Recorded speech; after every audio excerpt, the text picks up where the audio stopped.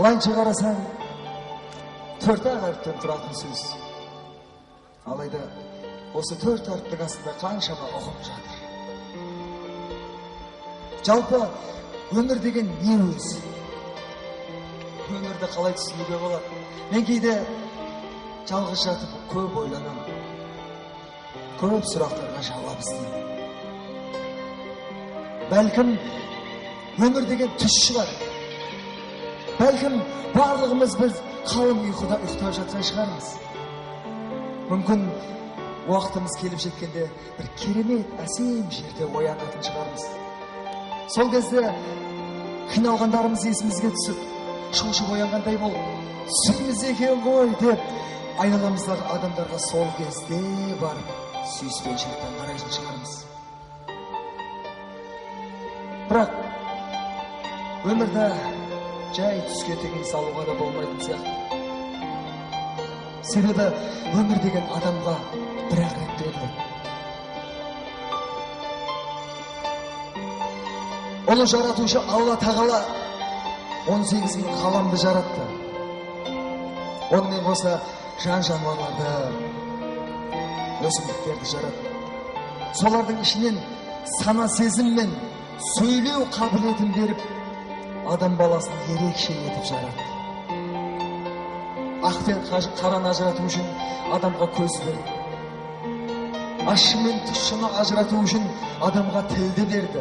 Ең бастысы, жақсы мен жаманды ажырату үшін адам баласына жүректі берді. Бізде бәрі бар. Өмір сүру үшін барлық жағдай жасалған. Неге ендеше адам осыдан кейін адамша өмір сүрмейді? Пендеміз ғой. Кейде қу тіршілік деп көп нәрселерді ойдан шығарып, кейде Алланың өзін ұмытып кетіп жүретін жерлеріміз де болады. Біз қиналған кезде ғана Алланы еске алады екенбіз.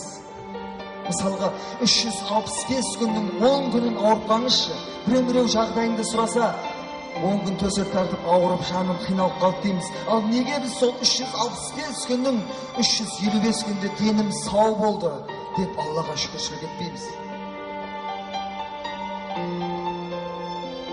Алланы ұмытуға болмайды.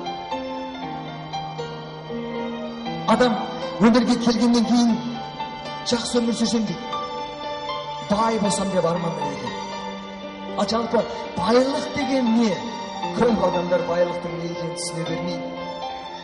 Байлық деген ол. Көп адамдар байлықты атақта, мал мүлік, дүние жинау деп ойлайды. Алайда байлық деген ол емес. Байлық деген ол атаң мен әжең. Байлық деген ол ұлың мен қызың. Байлық деген ол денсаулық. Ал сіздер білесіздер ме, өмірде қаншама зағип жандар бар. Олардың өмірге деген талпынысын көрсеңіздер ғой, мүлдем өзгеше, мүлдем ерекше. Біздікінен әлде қайда басымырақ. Менің бір байқағаным, олардың бойында ең басты байлық ол имандылық. Әрбір адам өмірге келгеніне қуану керек. Өмірге келгеніне шүкіршілік ету керек. Себебі өмір адамға бір-ақ рет беріледі.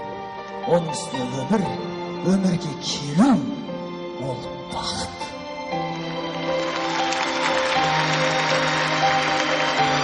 Мен, құрметті көрермендер, жалпы жақында оңтүстік облысы Шымкент қаласында бір мектеп интернаты бар. Сонда жүргенде бір балдармен танысып қалдым. Енді керемет жас бүлдіршін балдар, бойында талантын көрсеңіздер өте керемет.